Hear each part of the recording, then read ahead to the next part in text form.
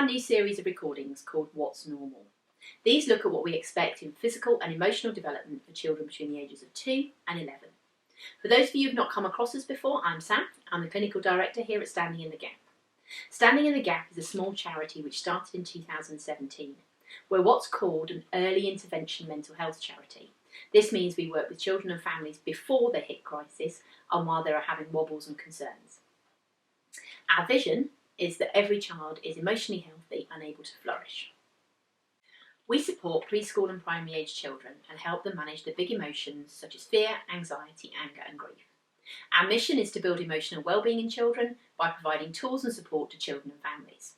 We're a small charity based in Oxfordshire and have been fortunate to get a grant from the Coronavirus Support Fund, which is distributed by the National Lottery to enable us to make this resource.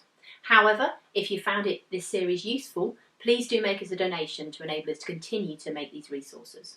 You can do this via our website using the donation button or text SITG and the amount to 70085. If you'd like to support us regularly, please look at our supporters page on the website for full details. Your support can really help make a difference to children and families. Prior to starting Standing in the Gap, I carried out some research in 3 schools in Banbury in Oxfordshire. This looked at parents' and teachers' views on support for children with mental health distress or difficulties. One of the really clear themes that came out from this research was that parents told us that they didn't really know what normal was. So they weren't sure if it was a problem, or what was a phase, or what was normal for that age. They also told us they wanted to know what were classed as the red flags or concerns, things that they shouldn't ignore, and when they should ask for help. Finally, they told us they didn't know where to go for help, so wanted all this information. We wanted to respond to those concerns and have some generic advice about how children develop, what factors influence all children's development, and what behaviour is a concern or what we class as a red flag. We also wanted to give some really clear information on where to get help. Following on from this, we will look at the children from the ages of 2 to 11 individually and see what's going on, looking at their physical and emotional development and what is normal for that specific age. And at the end of each, I have a section on what can help and actually help with their development.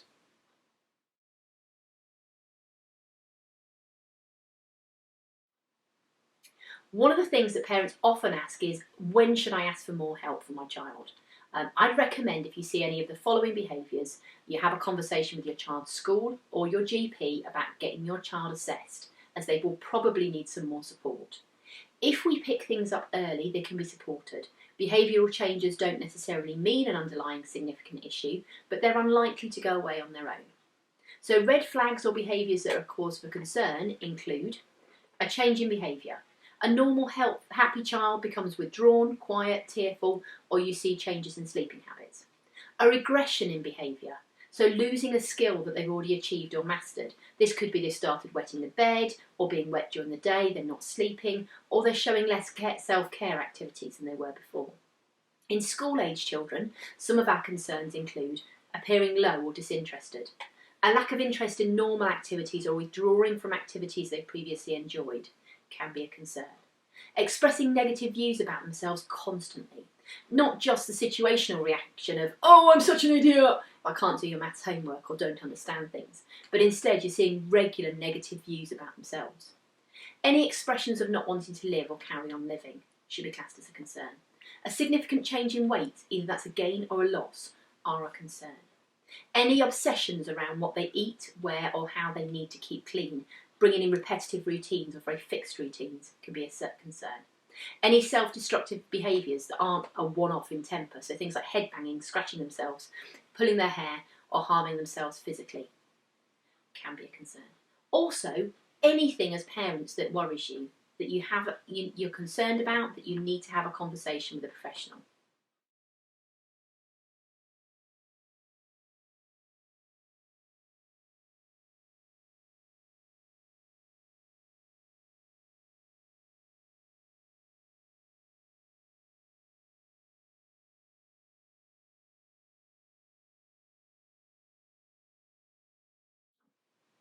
So who do I go to for help?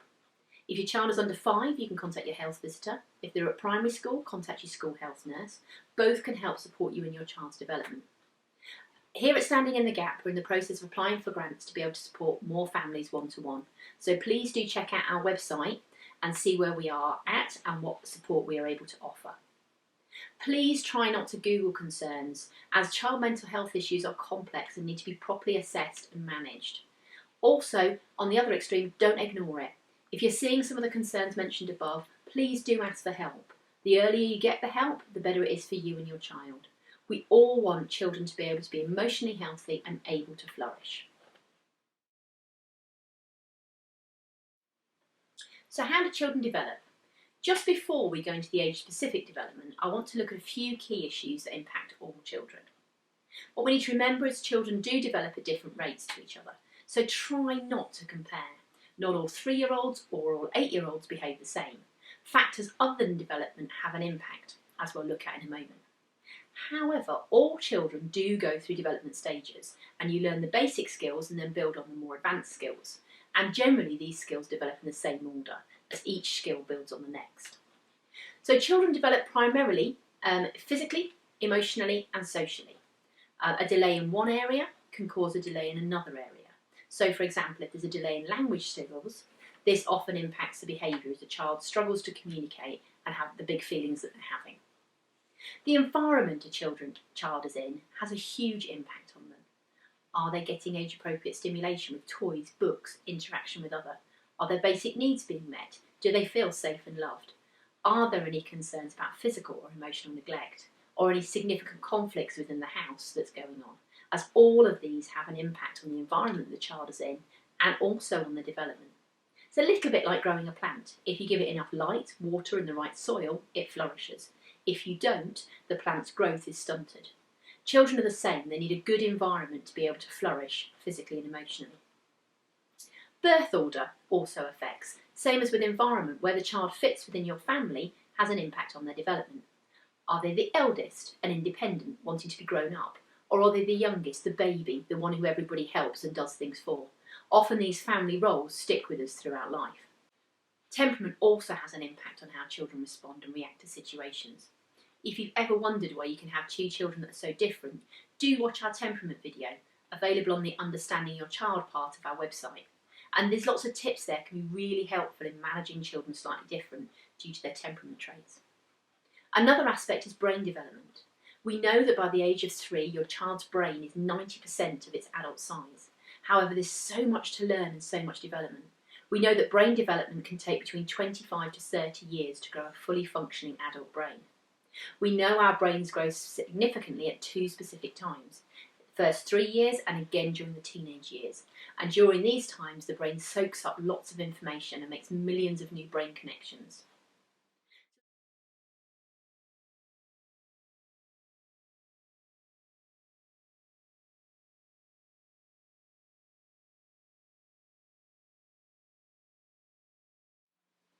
To help your child make sense of the world, it's really important to talk to them.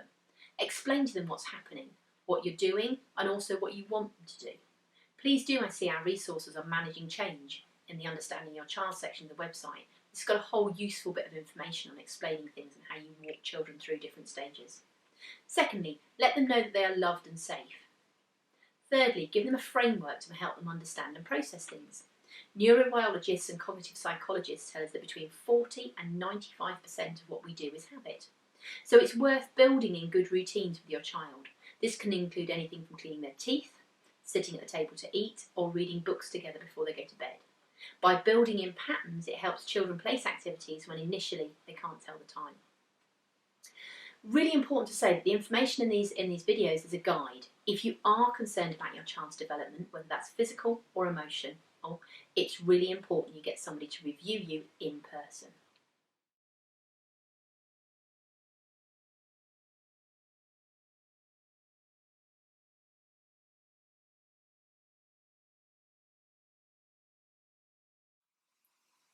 So in summary, for this first bit, what we've looked at is what behaviours are red flags and need further assessment and shouldn't be ignored. We've looked at where you can go and get help from. We've also looked at what factors affect all children's development. So we said that they're building blocks, one part to another. A delay in one area impacts another area. Environment has an impact, temperament has an impact, and brain development has an impact. We're now going to move on to look at the specific age and consider what's normal physical development, what's normal emotional development, and also what we can do to support development.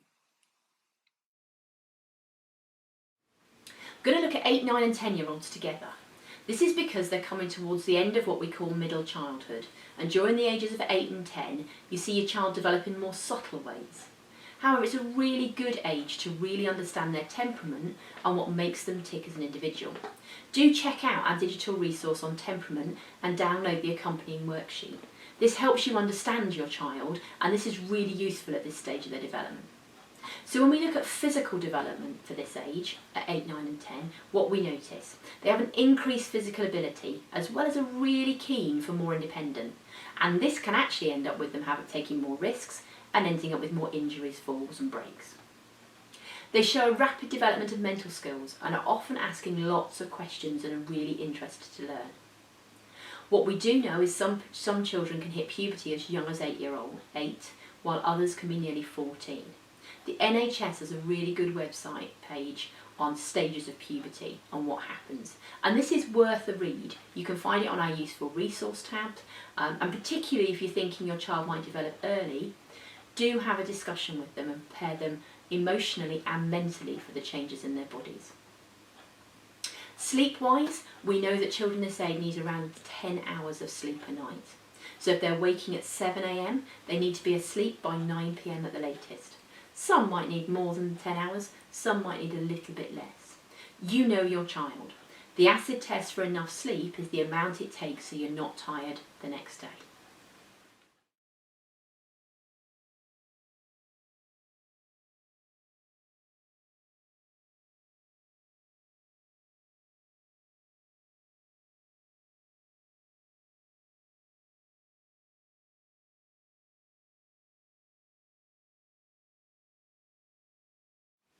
When we look at emotional development in 8, 9 and 10-year-olds, we know that they're starting to learn better ways to describe experiences and talk about their thoughts and feelings. They're starting to show more independence from parents and family and think a little bit more about their future. They want to be liked and accepted by their friends. We do know that kids at this age very much enjoy digital devices, and it can be really hard knowing how to deal with issues like how much screen time should they have, social media, and how do I keep them safe. Most of us can say that when we were kids, the internet or the access wasn't the same, and I often feel a little bit of a loss on what to do. There's a fantastic book I'd like to recommend called Left to Your Own Devices, about confident parenting in a digital world, and this walks parents through not just coping, but being on the front foot and knowing what to expect. You'll find more information on this book and where to buy it from in our useful resources tab on the website.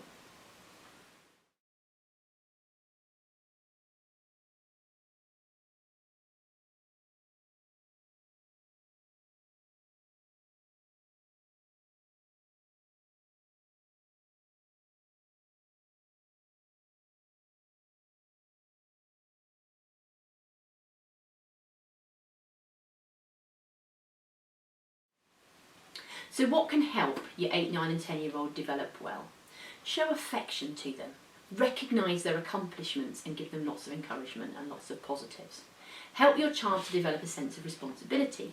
Ask them to help with household tasks such as setting the table. Talk with your child about school friends and things that they're looking forward to. Try and help your child set their own goals. They learn to take pride in themselves and rely less on approval or reward from others if they set the goals themselves.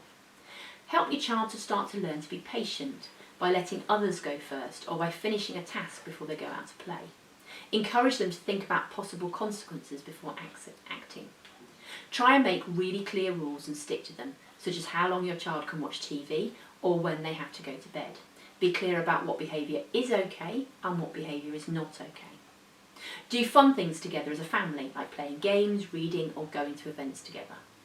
Continue reading to your child. As your child's reading improves, take it in turns, reading to each other. Praise your child for good behaviour. Do watch our video on raising self-esteem and effective praise. It's really important to use the growth mindset and encourage effort and hard work and not actually praise children for intelligence, as this is a concept that makes children feel more anxious as they can't understand what intelligence is. Support your child in taking on new challenges. Encourage them to solve problems, such as a disagreement with another child on their own. You might need to replay options with them. If you said this, I would say that. What do you think so-and-so would think? Help them work out what the solutions are and become effective in managing their own conflicts. Encourage your child to join school or community groups and team sports, such as beavers, brownies, scouts, lots of them.